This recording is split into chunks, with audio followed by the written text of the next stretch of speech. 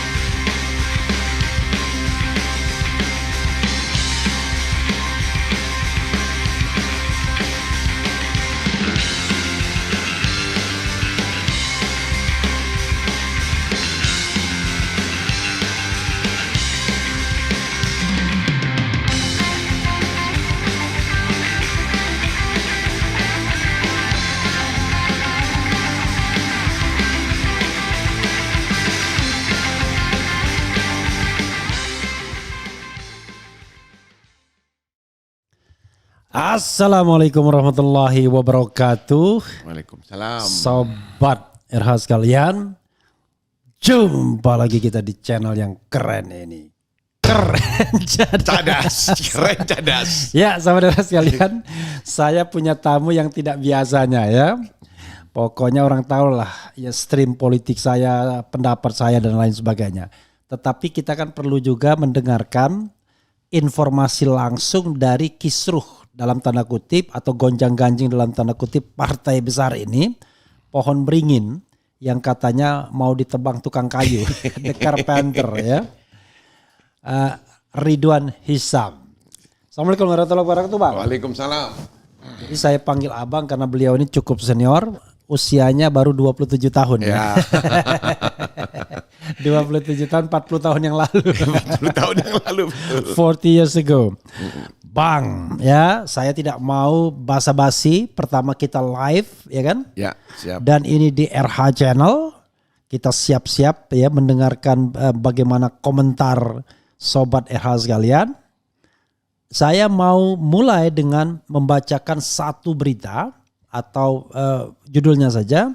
Presiden Jokowi jadi ketua umum Golkar, gantikan Erlangga Hartarto yang baru saja mengumumkan mundur sebagai ketum. Ini dari Manado Post ya. Dan bahasanya begitu, tidak ada tanda tanya lagi. Seperti direct. Dan ketika kita klik, di dalamnya ada Ridwan Hisam yang mengusulkan. Ya. Oke, itu Abang harus pertanggungjawabkan di tengah barangkali pertanyaan orang terhadap ini ada hostile takeover enggak ya? Karena Abang sebagai pengusaha tahu betul bagaimana menguasai saham perusahaan lain. Satu. Yang kedua, Abang tadi mengatakan kalau Abang punya friksi bukan pribadi dengan Erlangga Hartarto. Apa masalahnya? Ya. Dan yang ketiga, Abang tadi mengatakan bahwa Abang faksi Akbar Tanjung. Siap. AT. Saya sudah minta Bang Ridwan Hisam tidak menutup-nutupi ya stream dan lain sebagainya karena RH Channel bukan alat propaganda ya. Tetapi alat untuk klarifikasi. Ya. Silakan Bang, Abang kasih dulu sinopsis mengenai konflik atau dinamika internal Partai Golkar mulai dari pengunduran diri Erlangga, gosip Jokowi mau masuk sampai kemudian sekarang kubu-kubu ini sedang bertarung untuk Munas ya bukan Munas. Ya 20 21 Agustus mungkin. Silakan Bang. Terima kasih. Jadi begini, tadi ini kan RH Channel, RHC. Ya. Sama dengan saya punya RH Center namanya. Oh, oke, RHC juga ya. Ya, Ridwan Hisam Center. Pusatnya di Malang. Oke. Nah, tapi beda dengan RH karena Channel. Abang dapil Malang ya? Ya, saya dapil Malang. Oke. Alhamdulillah dipercaya oleh masyarakat di Jawa Timur sudah 5 periode sejak tahun 97. Jadi saya ini masih orde baru. Jadi produk orde baru sampai saat ini. Nah, dengan Pak Erlangga secara pribadi saya tidak ada masalah. Saya ini termasuk malah timnya Pak Erlangga karena saat Erlangga itu ketua insinyur di pusat, saya ketuanya di Jawa Timur. Persatuan Insinyur Indonesia. Nah, sehingga kita adalah kelompok pemikir di PII itu termasuk saya dengan Pak Erlangga. Nah, sehingga pada saat Munas tahun 2019 yang lalu yang Pak Erlangga terpilih, ada 8 orang calon.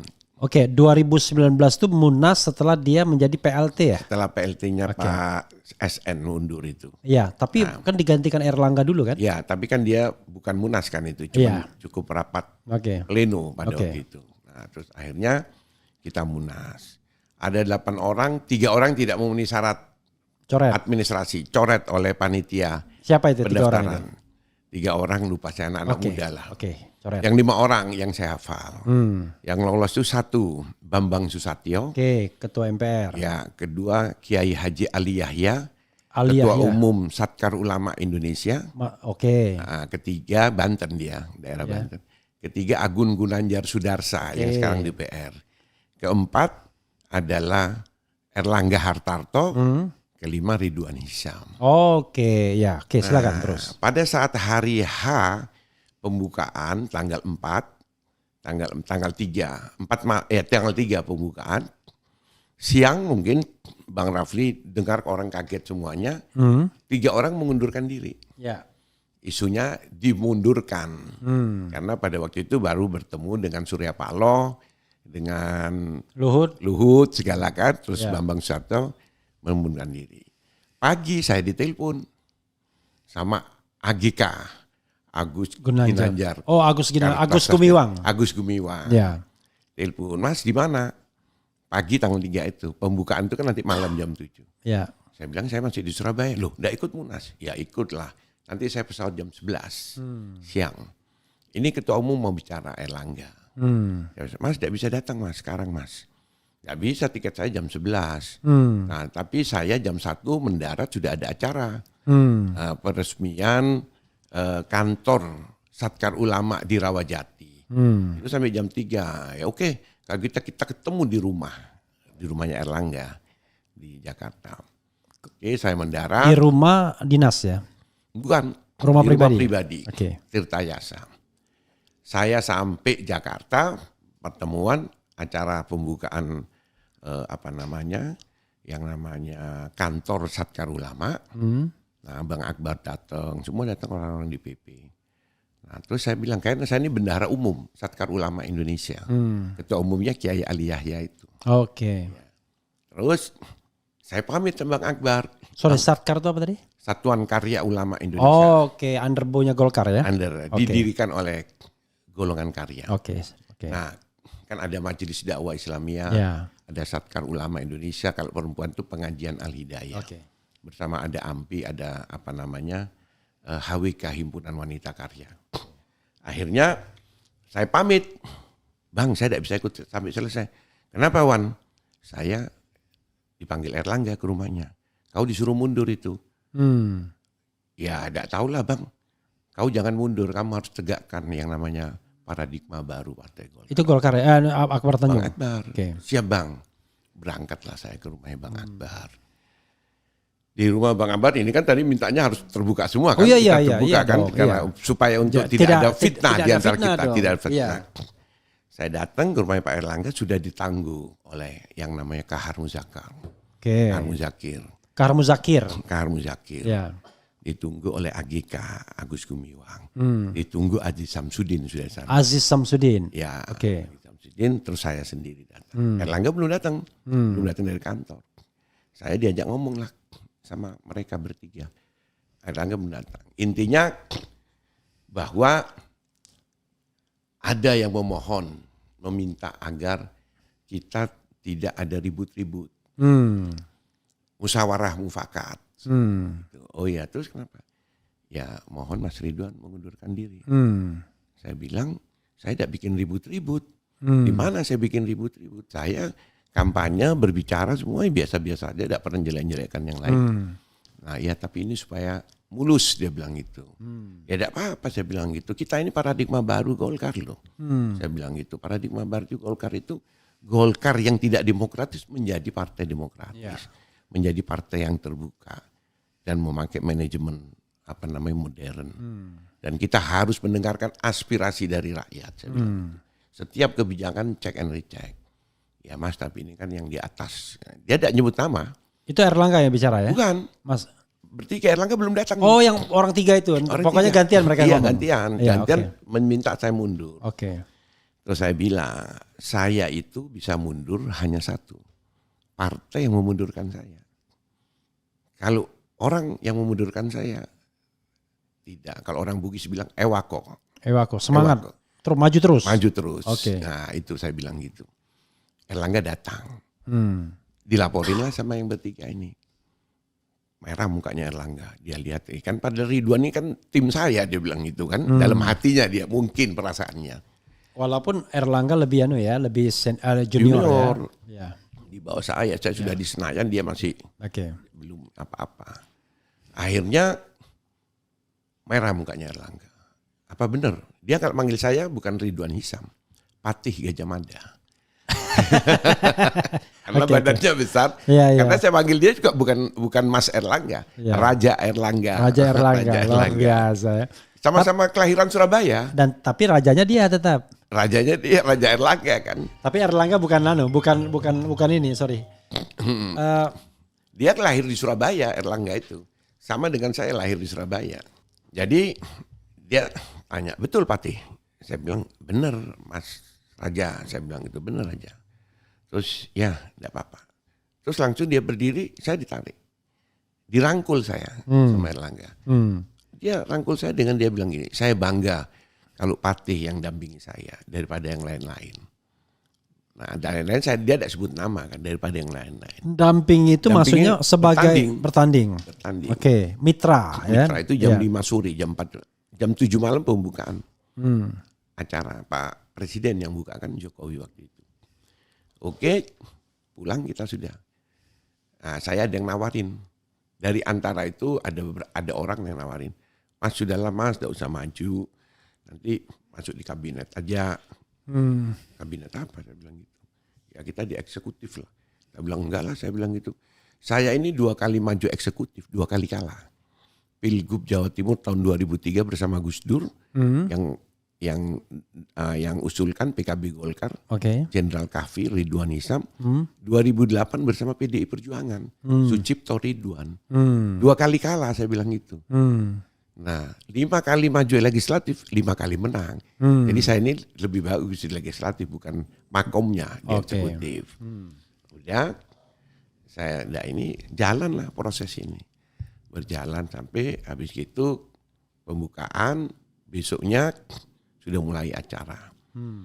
Nah, saya ditelepon lah oleh ketua panitia yang pemilihan, Maman Abdurrahman, junior saya di Komisi 7. Jauh sekali dia. Jauh, junior saya dia ganti saya pimpinan Komisi 7 dia kan saya dulu pimpinan Komisi 7 periode lalu, nah dia. Bang, ketua umum tanya, abang maju? Ya maju man, saya bilang gitu. Loh terus gimana? Ya maju terus lah. Saya bilang gitu. Kalau saya mundur ya nanti ada waktunya kalau harus mundur. Saya bilang gitu. Udah. Tapi ya di sana pertanggungjawaban segala. Saya ditanya. Kan waktu itu ada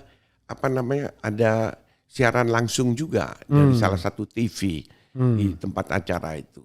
Ada juga pengamat politik segala. Saya bilang saya tidak maju. Kenapa? Karena saya melaksanakan yang namanya paradigma baru Golkar, yaitu demokrasi.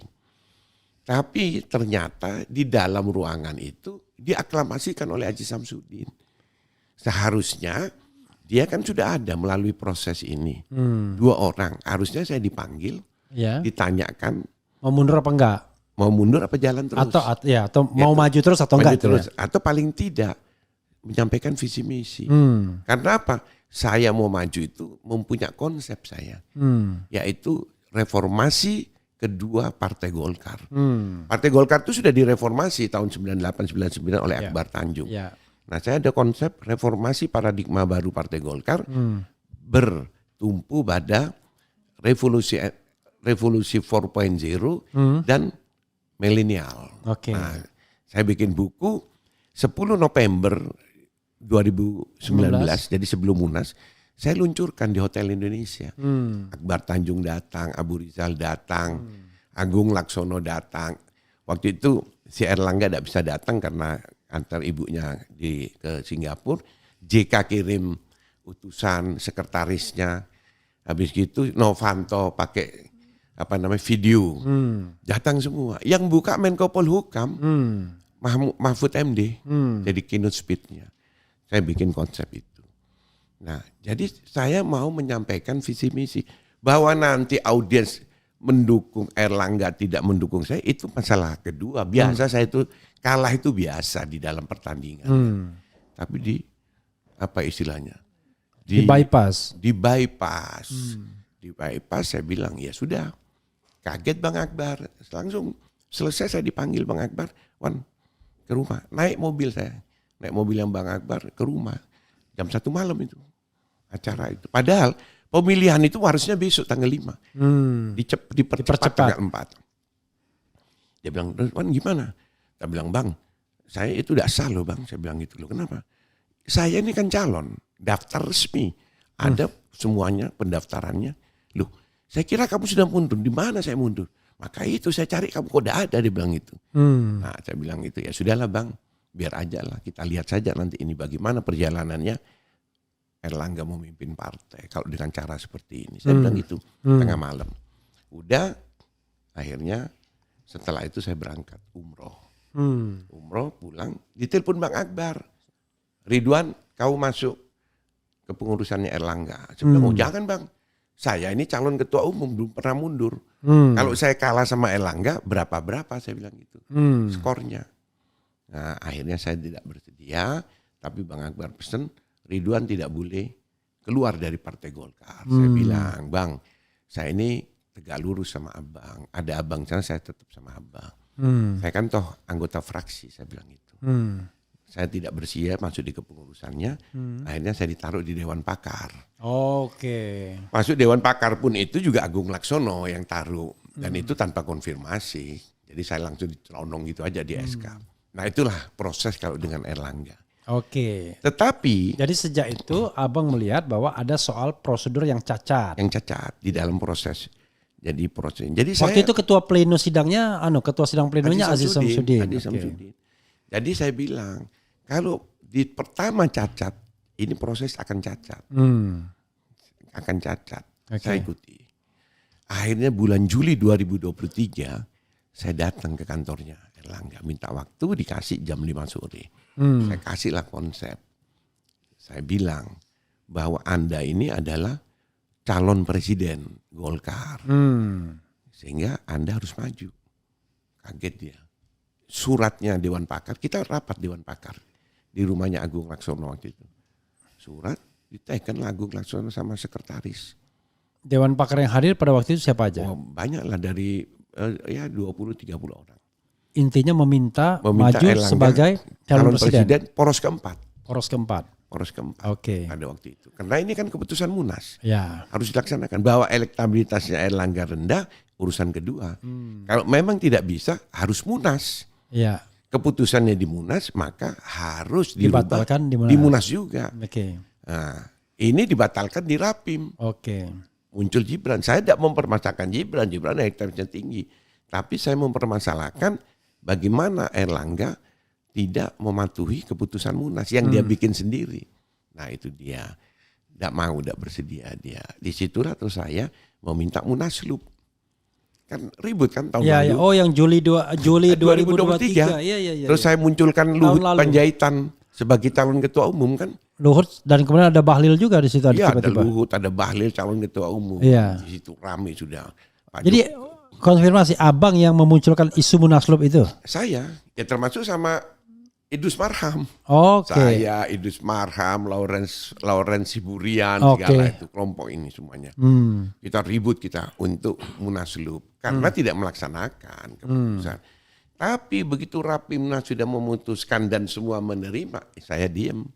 Sebagai partai yang solid, saya meskipun kalah ya harus mendukung. Nah, terjadilah proses. Maksudnya Rapimnas memutuskan apa? Gibran. Oke. Merubah. Padahal itu kan cacat. Iya, oke. Cacat. Oke. Nah, sudah jalan terpilihlah. Maksudnya Prabowo Gibran ya? Prabowo Gibran. Iya, sebagai Gibran. Iya. Jadi saya tidak mau melepaskan Prabowo, Gibran diganti oleh Erlangga. Padahal kita suratnya si Dewan Pakar itu poros keempat. Yaitu Erlangga. Dan masih bisa waktu itu. Karena waktu itu AHY kan belum dapat. Iya. Golkar dengan Demokrat jalan. Bahwa nanti kita kalah karena elektabilitas rendah, baru kita gabung. Iya. Nah, gabungnya baru nanti kita lihat di situ. Baru di sana bergending lagi.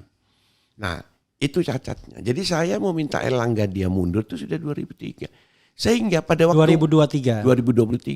Sehingga apabila dia mundur mendadak, saya tidak kaget. Saya cuma ketawa. Saya bilang sama teman-teman, itu sudah lewat. Waktu mundurnya mestinya setahun yang lalu, bukan sekarang.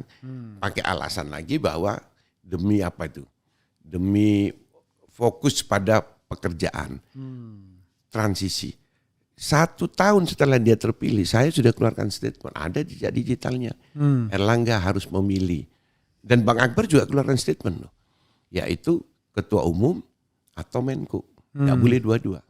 Karena itu dilakukan oleh Akbar Tanjung tahun 98. Mensesneknya Habibie.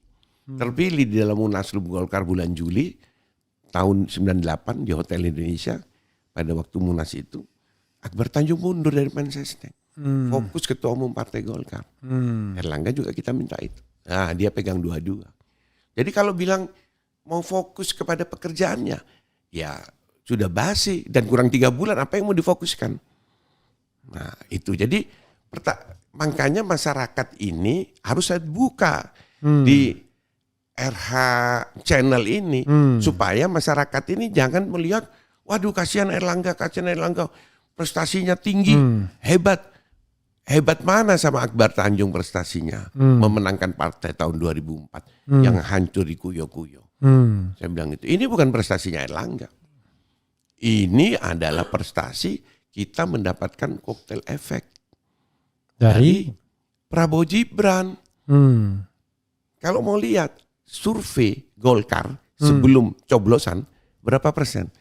Tidak lebih dari 10%. 8-9%. Hasilnya sekian persen. Artinya kerja siapa? Kerjanya para caleg-caleg. DPP kerja, DPD kerja, koordinasi saja. Tidak pernah turun ke bawah seperti ketua umum sebelumnya. Nah, kalau bilang itu prestasi Erlangga, enggak ada.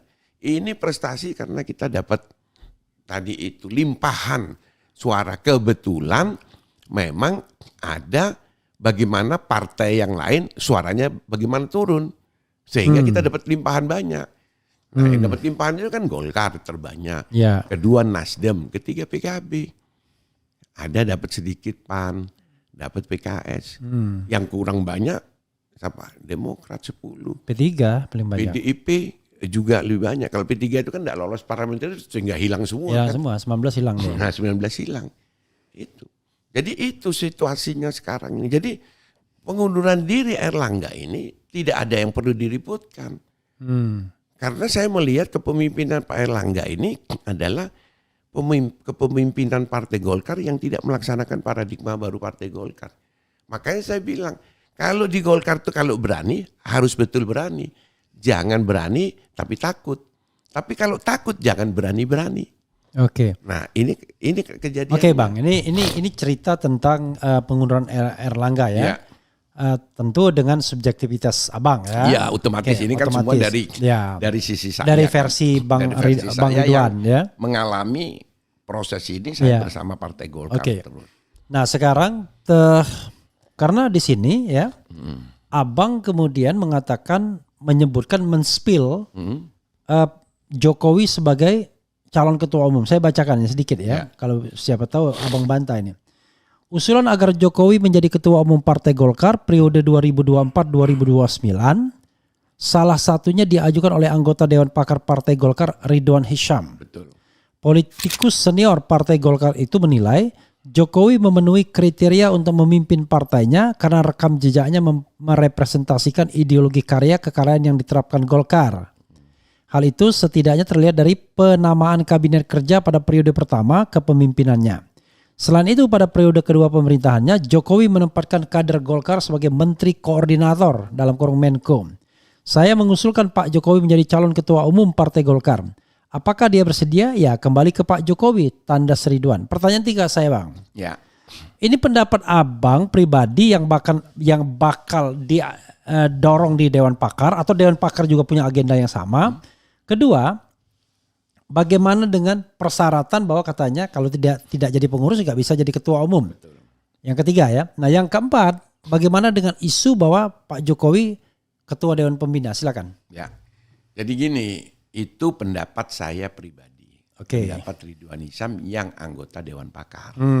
Jadi bukan pendapat Dewan Pakar. Oke. Karena Dewan Pakar saya kira tidak mungkin membuat usulan itu. Oke. Karena tidak etis, apalagi bukan tugasnya Dewan Pakar memberikan nama-nama itu tidak ada. Kalau umpama meskipun Pak Agung Laksono mengeluarkan statement apa segala yang awal bilang bukan Bahlil, nah itu pendapat pribadi kita tidak pernah dapat di Dewan Pakar.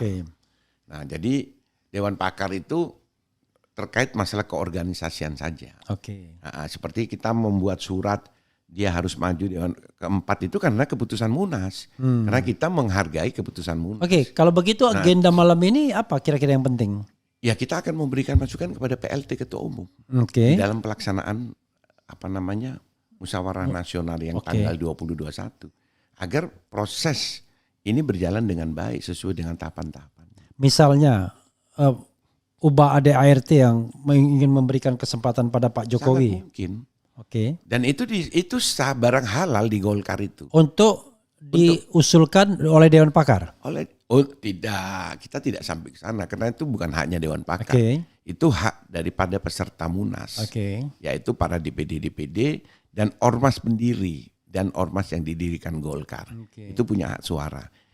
Jadi tidak sampai kita bicara ADRT bahwa itu kita singgung di dalam pembicaraan tapi kita tahu diri bukan hak kita. Nah itu.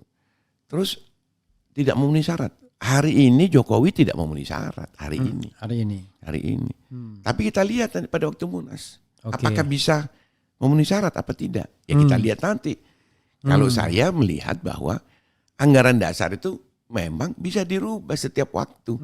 Di dalam forum Munas. Asal Munas ya. Asal Munas yang rubah. Memenuhi persyaratan.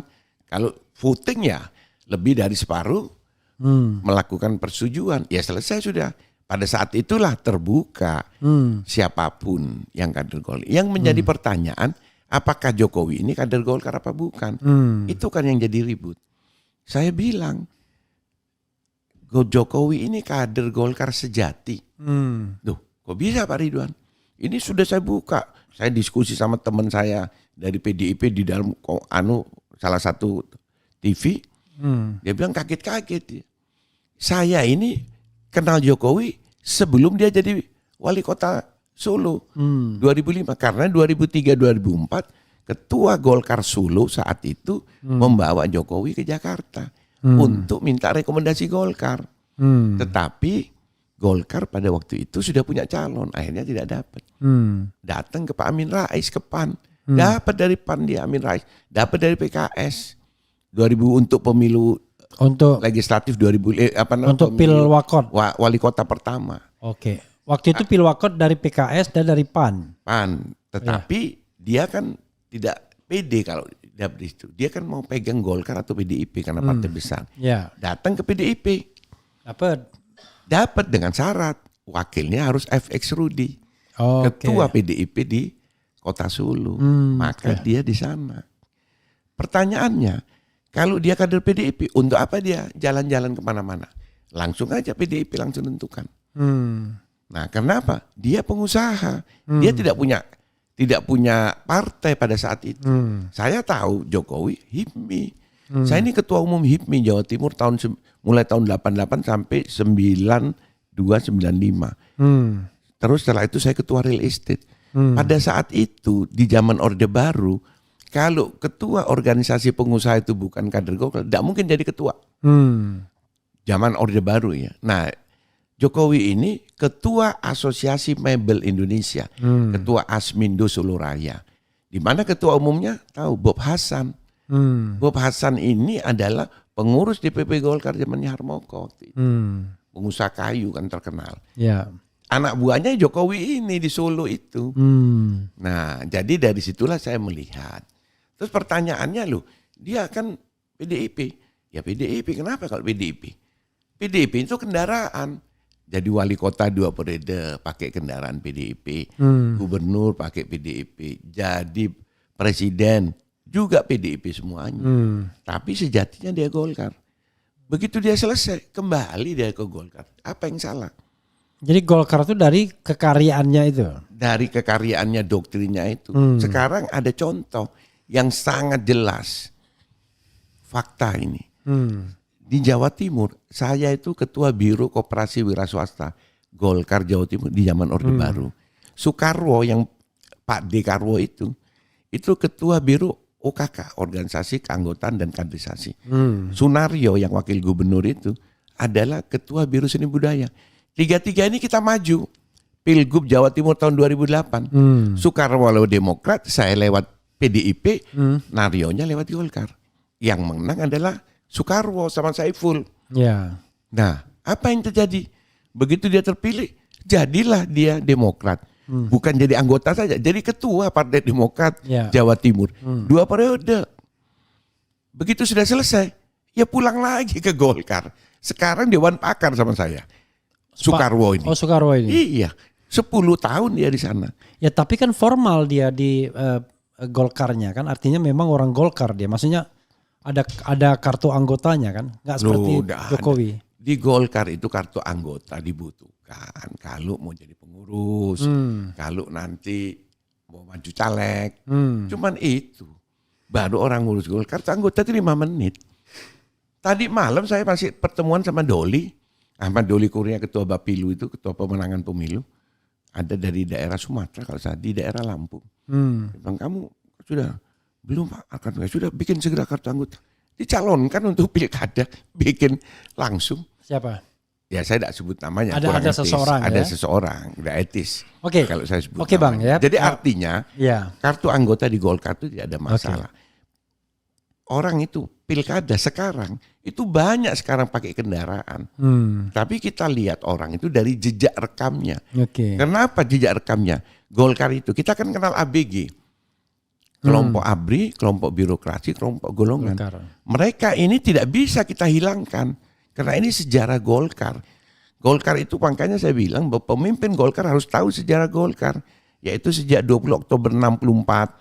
71 berubah jadi golongan karya, 99 jadi partai golongan, itu harus tahu kita. ABRI, tentara, itu Golkar semua. Organisasi ini didirikan siapa? Oleh tentara Angkatan Darat, yaitu Soksi, MKG, ini semua jenderal ini. Ada Gakari, Jenderal Gatot Subagio. Ini semua Angkatan Darat, tidak mungkin kita buang gitu saja. Sehingga begitu dia sudah tidak taati tentara karena sudah reformasi, purnawirawan kembali. Bukan terus dihitung 0. Ya sejak dia di sana, termasuk birokrat yang sekarang namanya ASN. Oke, sobat era sekalian, mereka bilang wah banyak sekali yang dibahas lompat-lompat. Enggak. Pertama kita membahas ihwal hubungan beliau dengan Erlangga ya.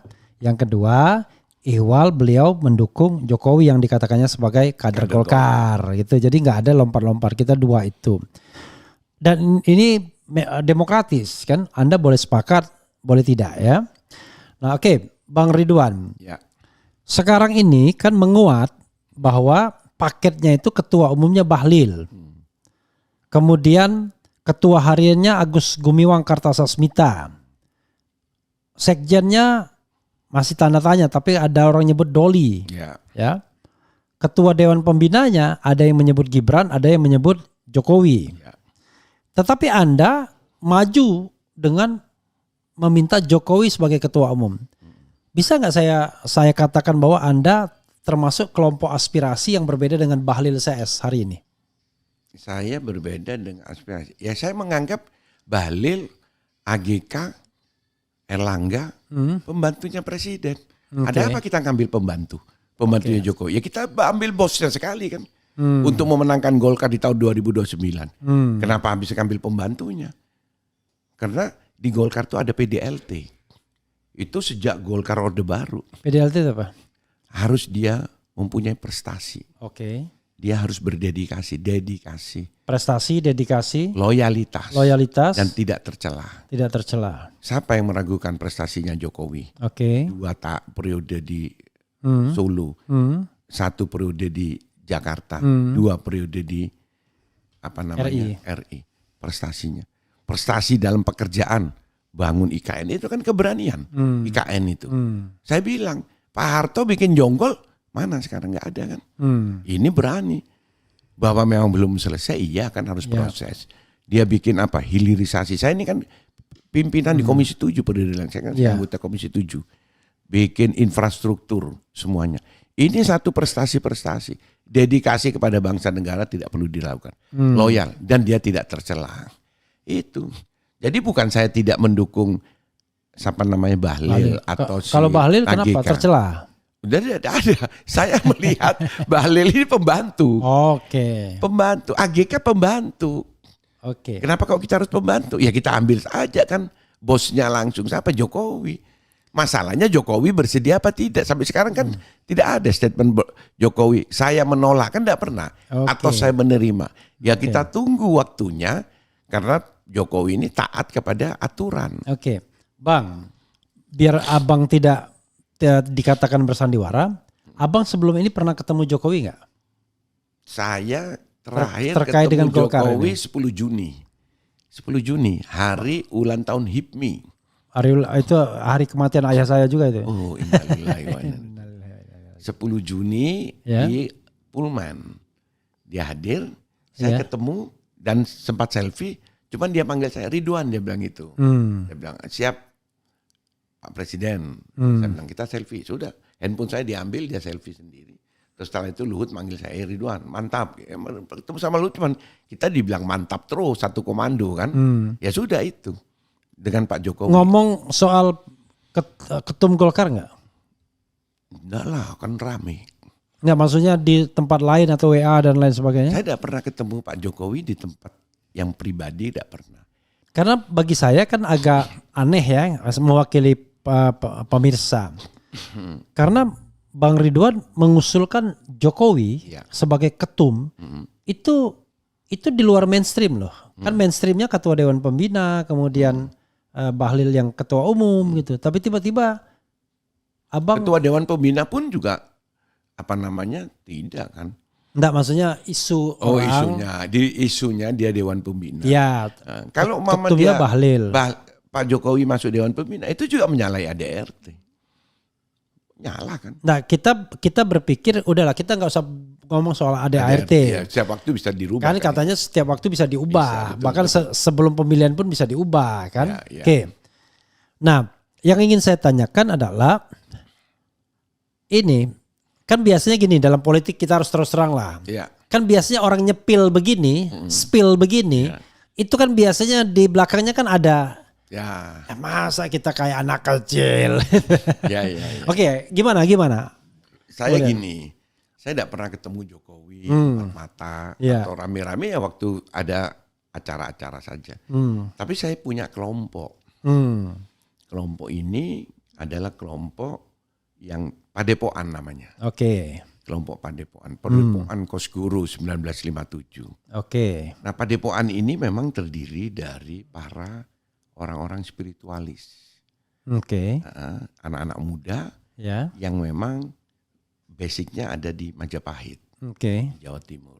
Kita tahu Majapahit itu kan di Trawulan. Iya. Nah, saya berdiskusi. Kita punya kelompok WA, ada 4 grup lah. Itu kita diskusi di sana, saling mengisi. Sehingga kita melihat bahwa Jokowi inilah harus yang kita tunjukkan. Kenapa? Karena Jokowi punya konsep dan kita memang meminta konsep supaya Jokowi 3 periode. Salam 3 periode. Itu kami yang bikin. Oh, kelompok Trowulan ini. Padepokan. Iya. Oke. Nah, cuman banyak orang salah paham. Termasuk mungkin Bang Rafli juga salah paham. Kalau orang di Jawa Timur, orang NU bilang bukan salah paham, pahamnya salah. Oke. Nah, kita itu di zaman Undang-Undang Dasar 45, kita punya GBHN. Ya. Zaman Pak Harto kita ada Pelita 1, Pelita 2, Pelita 3, Pelita 5. Nah, begitu reformasi, saya kan ikut reformasi 4 kali amandemen, saya kan peserta anggota MPR waktu itu kan DPR MPR. Sudah tidak bisa kita bikin GBHN itu. Tergantung apa maunya presiden. Bikinlah RPJM apa segala. Sehingga program ini terputus ganti-ganti. Nah, Jokowi punya program panjang. Nah, kita masih melihat bahwa 3 periode dia bisa selesaikan. Tapi kalau saya itu adalah rencana Indonesia Emas 2045. Dan itu sudah menjadi keputusan Partai Golkar di saat Abu Rizal Bakri menjadi ketua umum. Kita punya konsep. Timnya itu adalah Theo Sambuaga. Kita uji konsep Indonesia Emas itu. Semacam GBHN. Kita uji di 7 perguruan tinggi pada waktu itu. Setelah itu kita putuskan menjadi pegangan Partai Golkar. Siapapun jadi presiden kita usulkan. Nah, tapi saya tidak mungkin bilang sampai 2045. Saya bilang salam 3 periode. Artinya Jokowi karena undang-undang memang membatasi 2 periode, dia stop. Tapi harus ada keberlanjutan. 3 periodenya siapa? Ya harus Jokowi dukung dong. Supaya dia jalankan. Makanya yang namanya Prabowo Gibran itu keberlanjutan. Itu konsep kita di Padepokan. Belum ada, dan waktu itu belum ada belum ada Prabowo Gibran. Karena ini kan barang ini sudah lama kita bikin. Dipimpin oleh seorang profesor dari Jogja dan siapa profesor dari Jogja ya? Ada, jadi teman sudah meninggal juga kan, saya tidak perlu sampaikan. Banyaklah kita beberapa perguruan tinggi yang kita sering ketemu untuk memberikan masukan-masukan itu. Nah, Indonesia 2045. Nah, inilah yang kita berikan kepada Jokowi. Melalui apa? Ya semua punya jaringan kita sampaikan. Jadi karena saya ini yang sebagai ketua Dewan Pembina Padepokan, maka saya harus yang menyuarakan. Bahwa Pak Jokowi merespon positif negatif, sampai hari ini tidak ada respon. Jadi itu kembali negatif. Isu 3 periode itu dari Bang Ridwan. Bukan Bang Ridwan, dari Padepokan. Dari Padepokan, disampaikan Bang Ridwan. Iya, salam 3 periode. Disuarakan Bahlil, disuarakan Luhut, disuarakan Caimin, begitu? Ya, mungkin. Ya, bukan mungkin, iya. Tapi itu sudah konsep dari kita. Sudah lama itu konsep itu. Oke, tentu orang punya subjektivitas dan tadi sudah disebutkan ya. Kan orangnya heran ya, termasuk misalnya, Erlangga mundur ya. Tapi kalau tidak didesak ngapain dia mundur? Orang dia pas waktu 2023 aja bandel, Munas saja ditabrak sama dia. Tapi ketika tinggal 2 bulan lagi masa jabatan Presiden Jokowi, tiba-tiba mundur, gak ada hujan, gak ada angin. Dan kalau kita lihat itu kalau dilihat alasannya, dari kacamata apa itu? Pikiran yang orisinal. Rasional. Tidak rasional ini memang. Kenapa? Erlangga kapan bertanding? Kapan dia melaksanakan demokrasi di Golkar? Dia terpilih 2019 tidak bertanding dia. Saya lawannya, kalau saya kalah berapa lawan berapa? Atau saya mundur? Tidak ada. Jadi Erlangga jadi itu ya tadi sama dengan dia mundur. Jadi tiba-tiba mundur ya tiba-tiba. Kayak Jelangkung. Ya. Jadi jangan ditanya kenapa Erlangga mundur. Ya saya tidak tahu. Tanya aja sama Erlangga. Tapi kenapa Erlangga terpilih 2019? Bang Ridwan. Tuh, ya. Erlangga ini kalau kita lihat berapa suara yang sebetulnya, yaitu Munaslup tahun 2016 yang Novanto terpilih.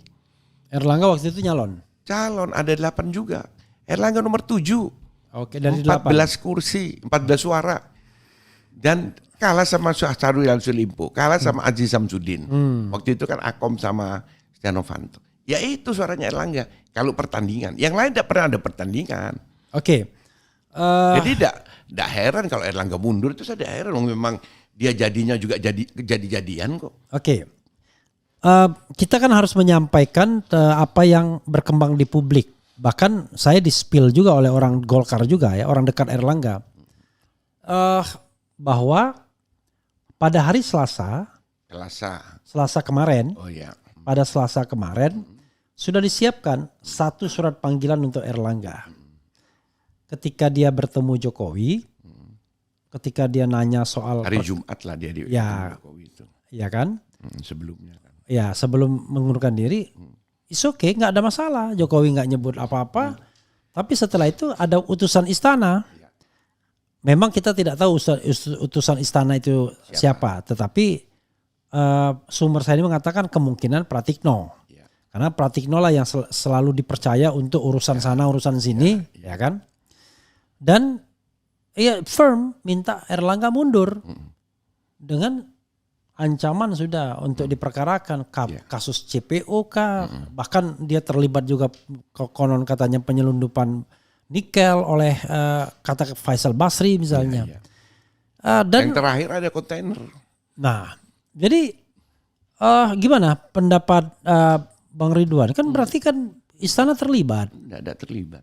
Oke, bisa dijelaskan lebih jauh. Kenapa nggak terlibat? Ini pernah terjadi di zaman Akbar Tanjung. Dipolitisasi, dikriminalisasi Akbar Tanjung dengan kasus Bulog gitu. Saya ini anggota Pansus Bulog yang Presiden Gus Dur turun itu. Zaman itu. Akbar Tanjung karena merasa dia tidak bersalah, dia lawan. Kan pada saat itu ancamannya harus mundur juga. Dilawan sama Akbar Tanjung. Akbar kan kasus ini kan, kasus yang 40 miliar. Ya, yang dia mendapat Iya. Waktu itu si Fadel kan bendara umum. Iya. Iya kan.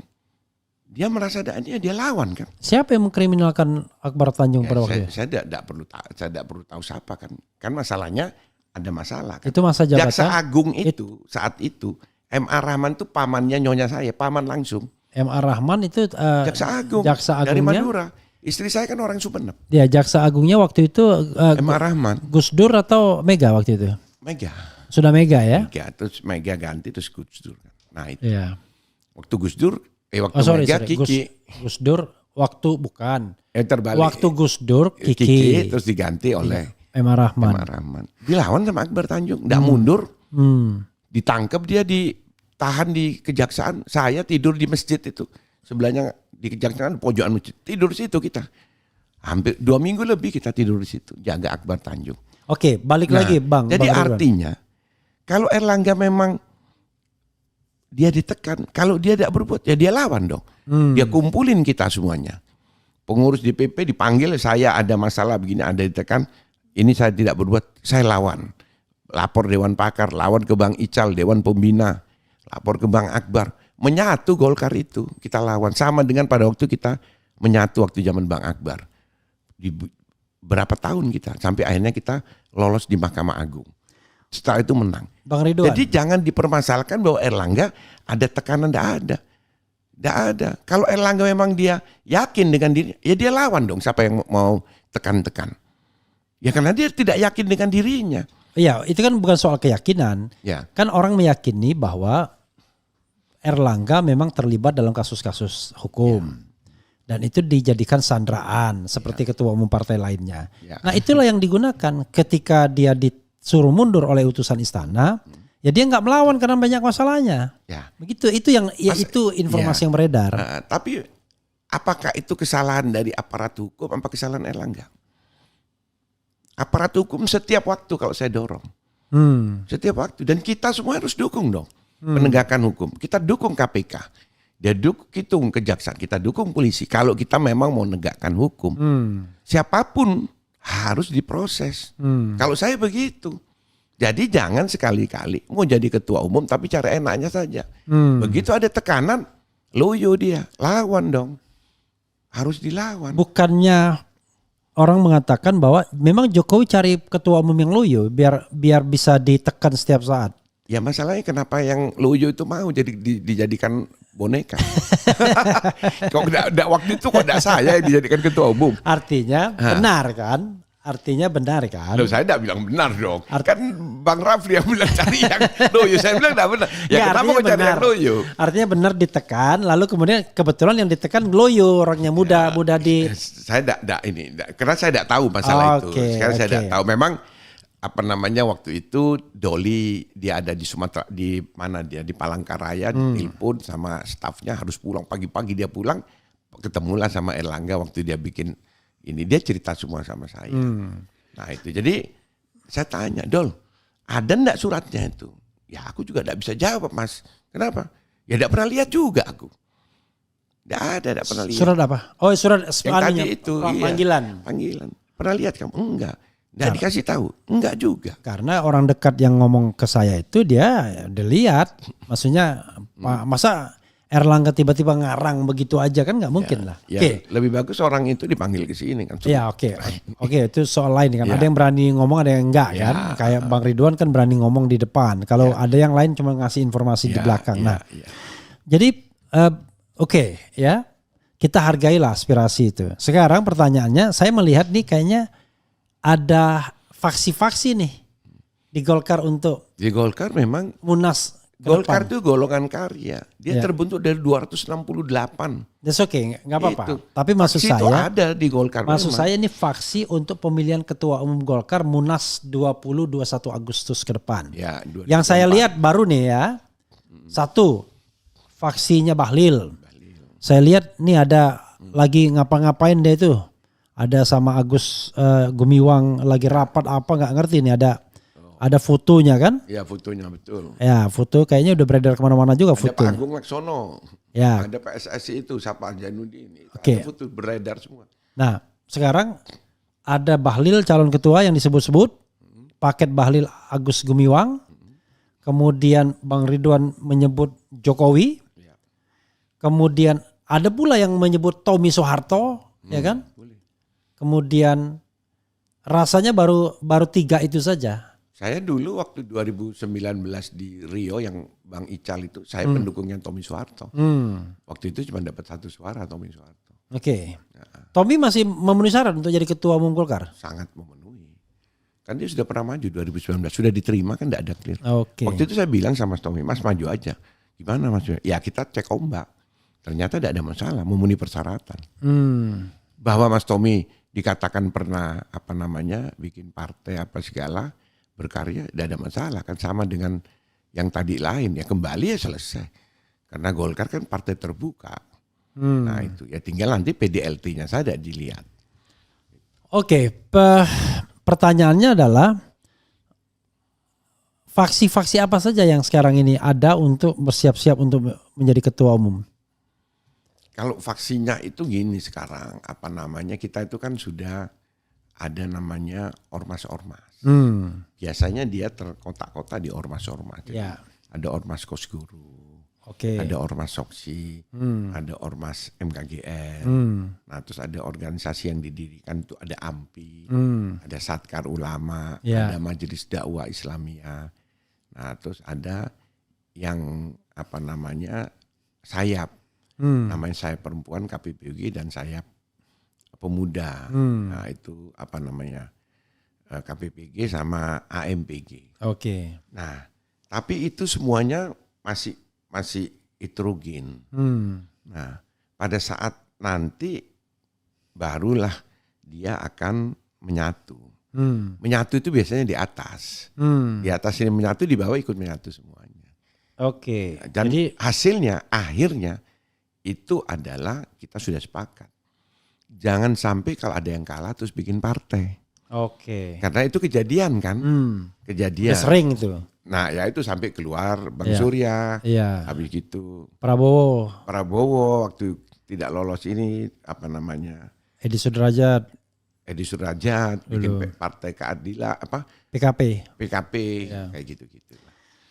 Bang, itu sepakat kita bahwa tidak bikin partai, dia cukuplah terakhir itu yang partai-partai ini kita kalah ya sudah. Nah jadi ya jangan ada yang dibuang lah. Jangan ada yang dibuang. Jadi ya kita langsung bersama-sama. Itu sudah menjadi kesepakatan kita semua di faksi-faksi itu. Bang Ridwan, mana pernyataan saya ini yang benar ya? Jokowi menginginkan Golkar atau elit-elit Golkar yang bersaing mengundang Jokowi untuk masuk di dalam katakanlah dinamika internal tersebut? Kalau saya melihat begini, selain tadi yang yang dibilang bahwa itu kan Ridwan aja bilang Jokowi Golkar. Karena saya kan masalahnya berproses dengan Pak Jokowi sejak dia waktu wali kota Solo. Dan pada waktu tahun 2008 saya maju Sucipto Ridwan, Jokowi ini tim sukses saya, wali kota. Kan sama Bu Mega kan harus turun semua, dukung sekjen di Jawa Timur. Saya berproses di situ. Nah itu, dukung Jokowi pertama itu karena Mas Cahyo aja manggil saya. Cahyo Kumolo almarhum. Karena dia ketua umum KNPI, saya ketua Jawa Timur waktu itu. Dan saya mantan mendukung Jokowi. 2014 Wan, dukung Jokowi. Nah, saya bilang saya Golkar, Prabowo Hatta Rajasa waktu itu. Tapi kita bantulah untuk lobby-lobby. Saya ikut bantu-bantu lobby. Nah, saya melihat kenapa saya mengusulkan Jokowi, karena saya lihat Jokowi tidak ada partainya. Semua mantan-mantan ketua umum, mantan-mantan presiden, dia pegang partai. Jokowi tidak ada sampai sekarang. Dan saya lihat, kalau seandainya Jokowi itu dari awal dia partainya, umpama P3 lah, kita lihat tidak usah yang baru-baru. Kita lihat itu PDI, P3, Golkar.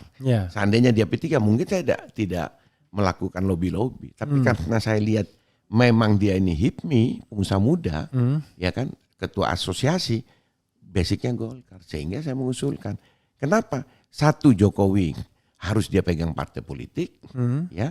Terus yang kedua, saya melihat bahwa kalau Golkar dipegang Jokowi, insya Allah 2029 kita menang pemilu. Oke, itu menarik itu, ya, keyakinan Bang Ridwan. Kalau Golkar dipegang Jokowi, insya Allah 2029 menang pemilu. Menang pemilu. Bukan naik loh, nomor 1. Iya nomor 1, oke. Tapi kan agak aneh juga, karena pertama, Jokowi kan tidak lagi berkuasa 2 bulan lagi. Kedua, yang berkuasa adalah Prabowo yang juga punya partai yang punya ambisi nomor 1. Dan Prabowo sudah tahu caranya, kira-kira begitu. Kok barang yang mau expired ini, dalam tanda kutip ya, kok didorong-dorong oleh Bang Ridwan untuk... Saya pernah punya keyakinan bahwa, grafik politik di Indonesia 20 tahunan. Oke. 45, 65. Oke. 2004, 2024. Hari ini kita harusnya menang pemilu nomor 1, bukan naik. Itulah konsep saya yang saya bilang tadi bikin buku itu. Seharusnya seandainya Airlangga melaksanakan paradigma baru Golkar seperti yang diterapkan, yaitu oleh Bang Akbar, kita nomor 1, bukan nomor 2 kayak sekarang.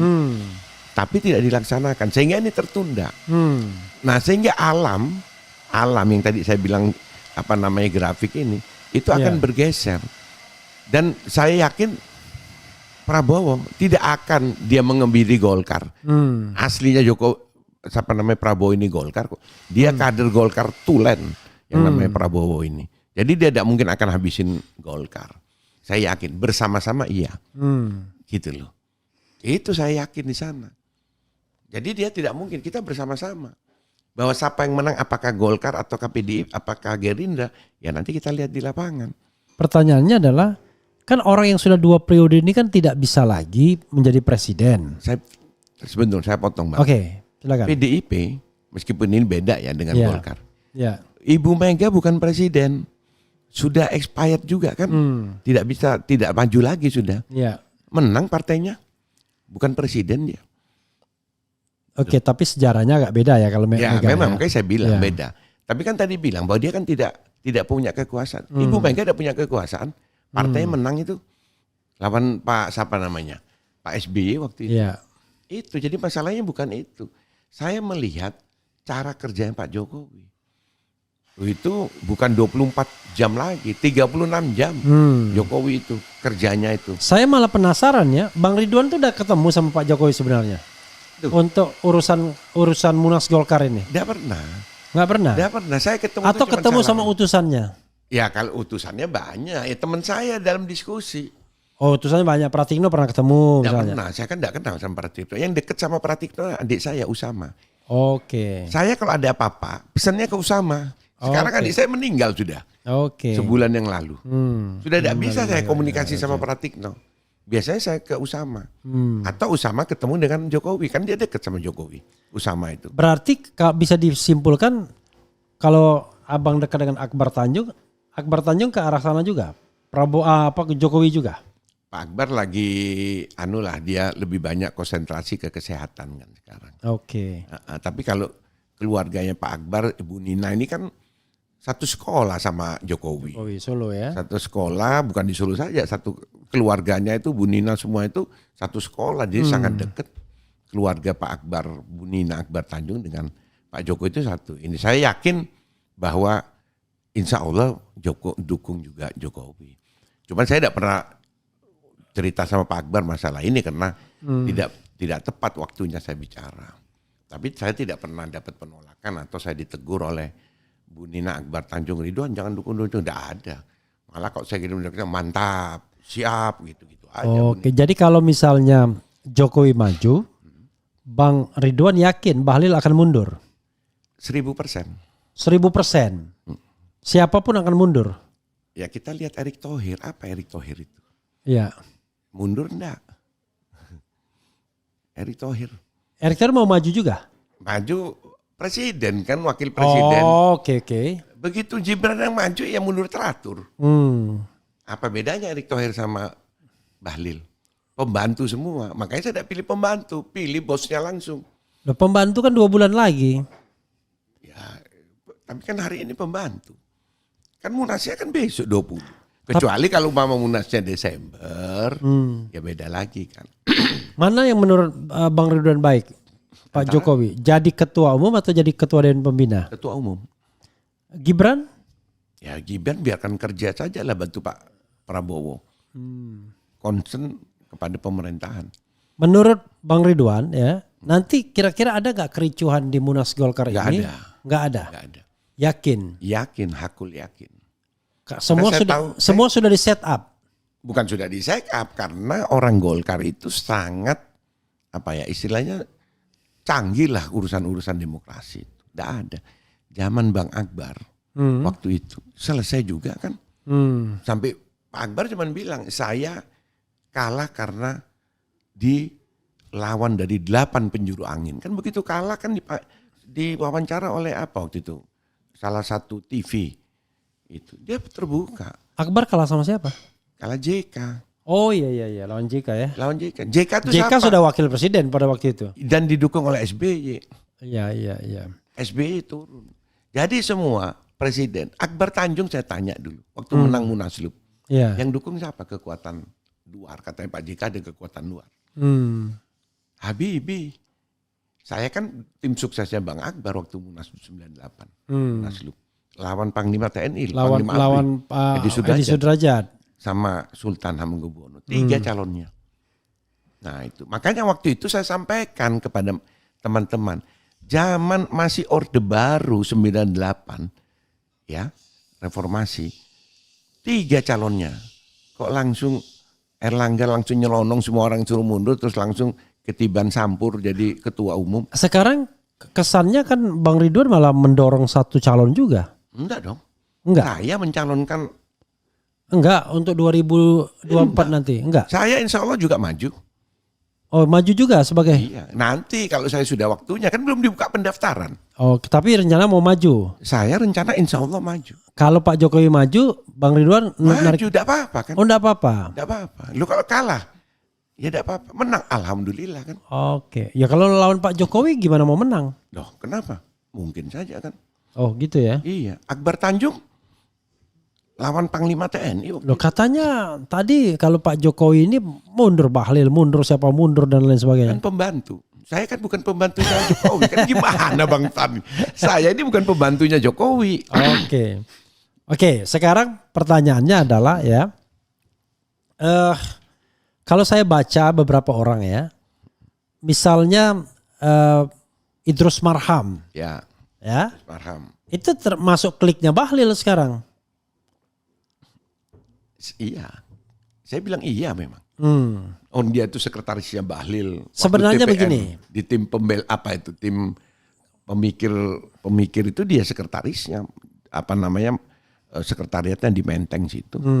Sekretarisnya Bahlil. Ya kalau Bahlil maju otomatis dong. Sekarang gini, untuk membuat Golkar ini, Erlangga mundur, ini mohon maaf nih, ini kerjaan Ridwan Hisam, kerjaan Bahlil atau kerjaan Jokowi?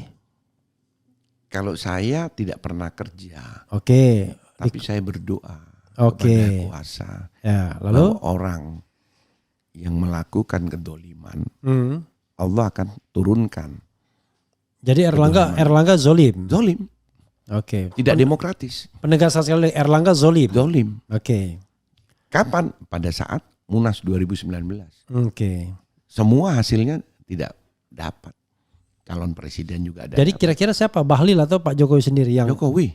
Yang menurunkan dia? Oh bukan, yang terpilih nanti. Oh, yang bukan yang menurunkan. Saya bilang yang menurunkan. Gak tahu, saya tanya sama Erlangga. Dia dulu jadi siapa yang suruh?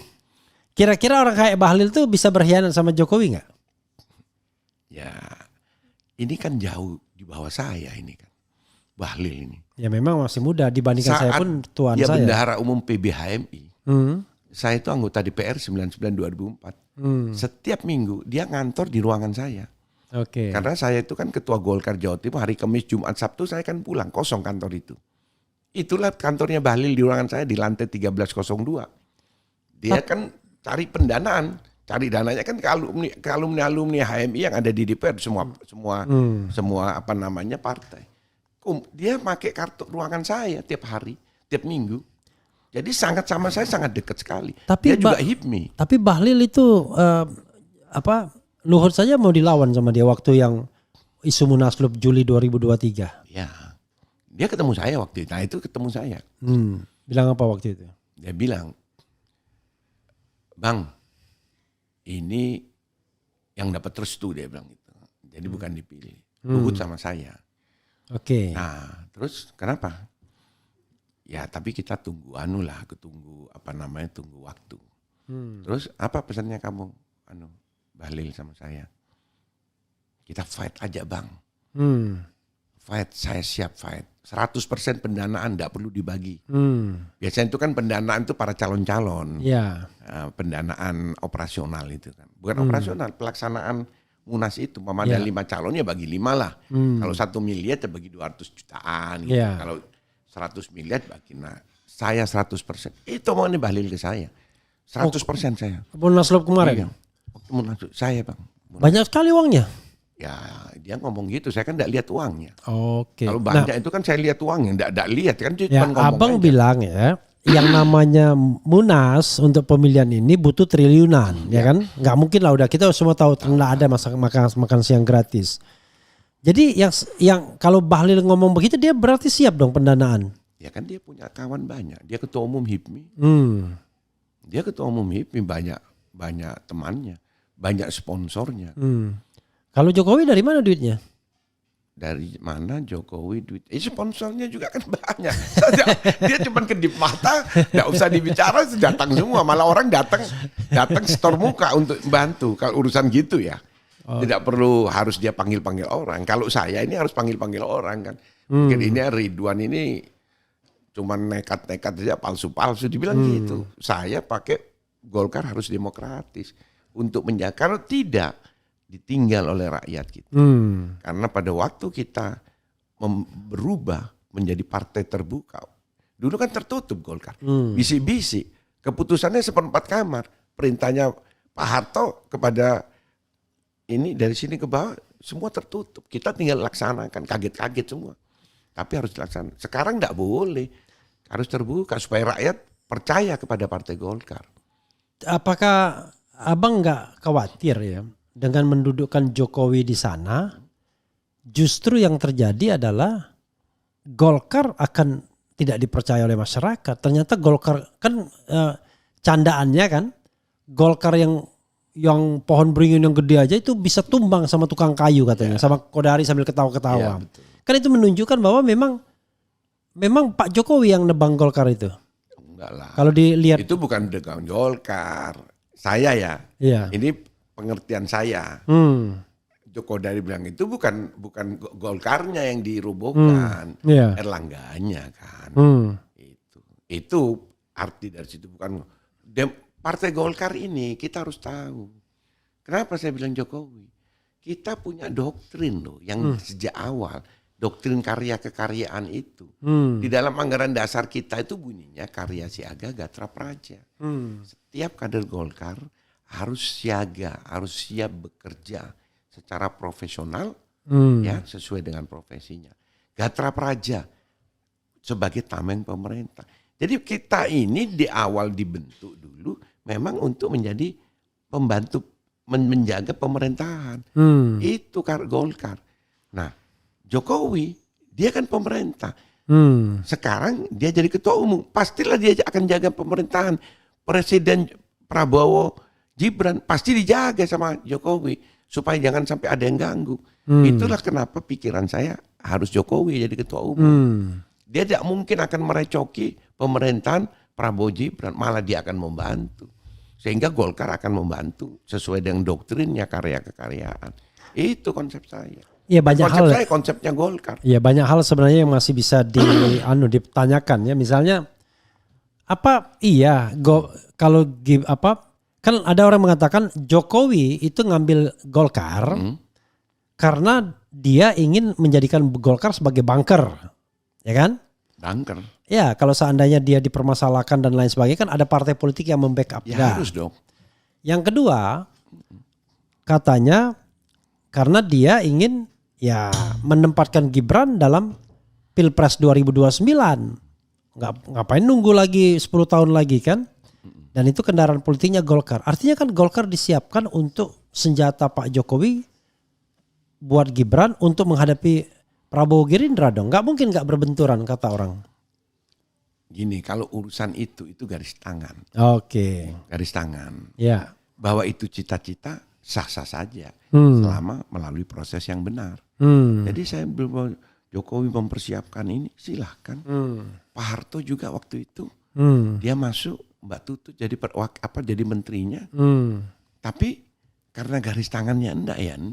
Kalau memang garis tangannya Gibran dia menjadi presiden atau wakil presiden lagi, itu garis tangan. Bahwa ada Golkar, ya itu alat saja. Nggak bisa. Karena saya punya keyakinan itu. Oke, luar biasa. Kira-kira itu, Bang, silakan dipertanggungjawabkan. Lalu closing statement. Ya, jadi begini. Saya kira tanggapan itu sah-sah saja, ya kan? Apalagi oleh teman-teman kita, sahabat-sahabat kita yang memang ahli di dalam perpakaran. Ahli di dalam perpakaran. Pergolkaran. Bukan pakar, yang orang-orang berpikir. Itu Oke. Nah, yang banyak berpikir. Oke. Kan ada yang kerja tidak pikir itu pokok kerja. Oke. Ini yang ahli-ahli pikir. Nah banyak. Nah tetapi kita harus lihat bahwa sejarah dari Golkar didirikan. Ya. Golkar tidak bisa disamakan dengan partai politik yang lain. Tidak bisa, tidak ada yang sama. Kalau di partai politik lain ada ownernya. Saya tidak usah sebut namanya kan.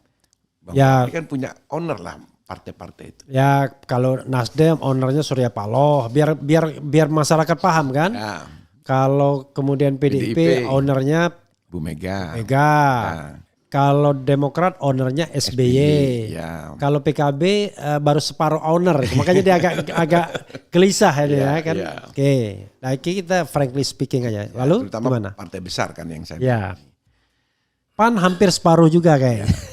Golkar tidak ada ownernya. Karena tadi sejarahnya tadi itu saya sampaikan sekian ratus banyak. Jadi dan itu oleh Akbar Tanjung dia berubah itu. Menjadi partai yang terbuka, partai rakyat. Nah sehingga orang boleh bicara semuanya. Yang penting kita melaksanakan ya tadi paradigma baru Golkar. Saya berbicara di sini tidak akan keluar dari paradigma baru Golkar.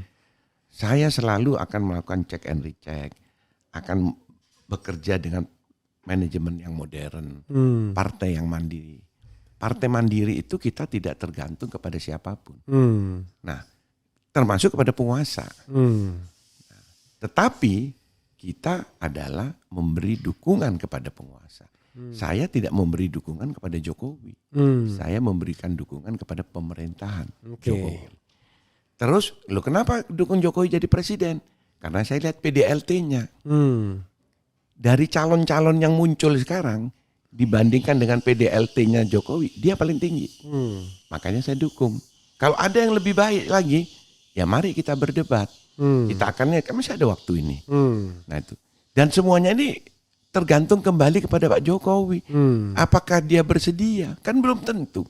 Saya tidak pernah ketemu Pak Jokowi. Feeling Pak Bang Ridwan? Kalau analisa saya, karena tadi yang kita diskusi macam-macam bahwa dia harus punya pegangan partai, bersedia. Karena tadi pertimbangan bersedia politik. Sebagai ketum ya? Ketum, pertimbangan macam-macam kan. Nah itu feeling saya. Kenapa saya kokoh harus Pak Jokowi. Dan tadi dia punya prestasi yang tinggi. Bahwa ada orang yang tidak percaya, ya dia tidak ngerti Golkar sih. Coba kumpul sama Golkar, diskusi sama saya, apa. Tapi jangan dibandingkan, saya tidak mau kalau dibandingkan dengan dengan partai lain, berbeda. Saya nanti kalau berbahas partai lain marah yang punya partai atau anggota-anggotanya. Di keluarga saya ini bebas. Adik saya ada yang di PAN, ada yang di P3, ada yang di PDIP, ada semuanya. Bebas keluarga saya itu. Saya yang di Golkar. Nah itu kita berdiskusi, tapi aman-aman aja kita keluarga. Saya sama Usama adik saya almarhum berbeda jauh. Pada saat dukung Akbar Tanjung, dia dukung Hamzahas kan. Kalah Akbar Tanjung buktinya lawan Hamzahas waktu wapresnya Megawati. Wapres Megawati ya. Dia ada di situ, ketua tim suksesnya dia di Hamzahas. Sama. Nah itu. Waktu Usama juga dukung Jokowi yang periode pertama, saya kan Prabowo Hatta Rajasa. Beda juga.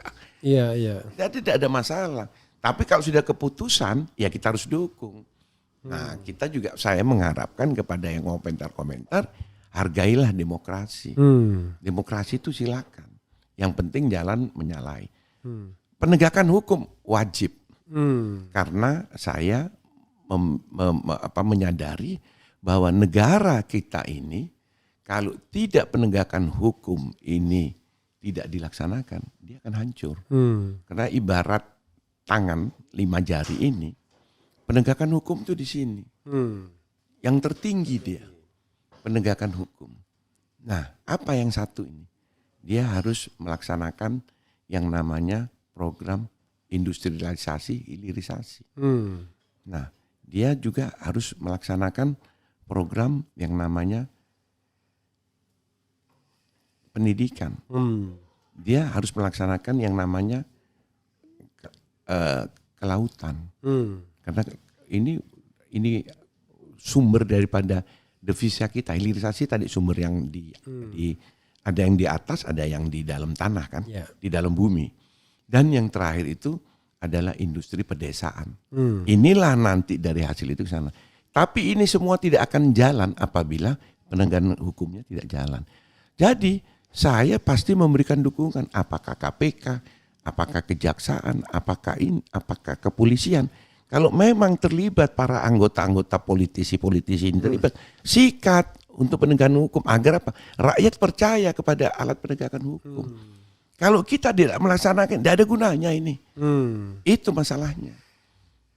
Nah, jadi tadi kembali, kalau penegakan hukum tidak ada gunanya. Meskipun Golkar bilang partai demokrasi, partai ini partainya rakyat, tapi tidak lakukan penegakan hukum, tidak akan terjadi yang namanya negara Indonesia yang baldatun thayyibatun warabun ghafur. Tidak akan terjadi kalau penegakan hukum tidak dijalankan. Ya itu saya kira closing statementnya ya itu. Ya saudara sekalian, tenang ya, Belanda masih jauh ya. Nanti kita ada kesempatan untuk tanya lagi nanti. Kan Munas masih tanggal 20-21. Sekarang masih ada waktu ya. Mudah-mudahan semuanya berjalan lancar untuk kebaikan Indonesia ya. Itu saja.